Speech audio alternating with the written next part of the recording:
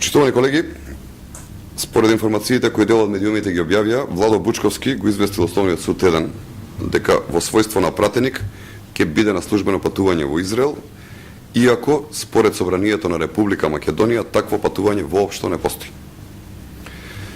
Значи Бучковски не отишол на суд и воопшто не отишол во Израел.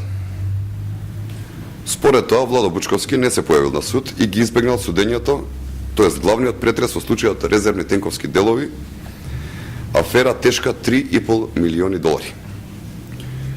Ова е случај во кој што Бучковски, како поранешен министер за одбрана, е првообвинец. Се поставува клучното прашање, ако е чесен, како што тврди, зошто тогаш Владо Бучковски не се појави на суд? Зошто Владо Бучковски со детски лаги избегнува законски обврски, а да подсетиме дека Владо Бучковски е професор на правниот факултет и тој треба најдобро да ги познава законите.